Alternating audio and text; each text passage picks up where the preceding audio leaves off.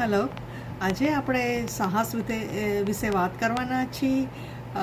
સાહસ એક એવી વસ્તુ છે કે જે આપણે એક ફેથમાંથી આવે છે કે જેમાં આપણે માનતા હોઈએ કે જે યુનિવર્સ છે, ગોડ છે, ગોડેસીસ, એન્જલ્સ, યા કોઈ પણ તમે એક સુપર પાવર એક વસ્તુમાં માનતા હોય ત્યાંથી તમને એક કરેજ આવે છે, સાહસ આવે છે અને એ તમને એક શક્તિ સાથે હોય તો તમને ફિયરને પણ ફેસ કરવાનું અને આપણા જે કંઈ રિસ્ક હોય એને અપનાવવાનું આપણને એમાંથી જ મળે છે.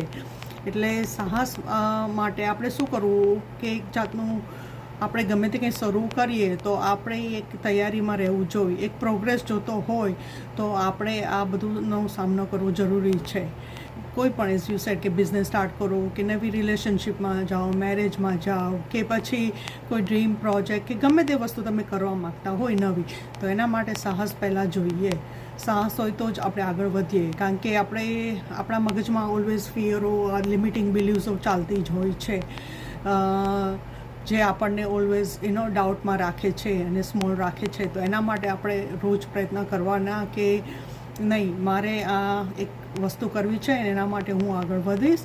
તો એવા સ્મોલ વોઇસને, લિમિટિંગ બિલીવને તમારે એને કેવી રીતે પોઝિટિવમાં રીફ્રેમ કરવાના અને એની માટે તમારે રોજ 2-2 મિનિટ એવી રીતે એક પ્રેક્ટિસ બનાવી લેવાની, તમારી રોજનું એક રૂટીન બનાવી લેવાનું કે ગમે ત્યારે આવો લિમિટિંગ વોઇસવાળો અવાજ આવે કે તમને ડાઉટમાં રાખે તો આપણે એ જગ્યાએ જે પણ તમે કંઈ કરતા હોય, પ્રે કરતા હોય કે અફર્મેશન કરતા હોય કે તમે આ વોઇસ સાથે વાત કરો કે ભાઈ આપણે તું આને આગળ વધવું છે, એના માટે તું મને એ રીતના સોલ્યુશન્સ અને રસ્તા બતાવ, બરાબર?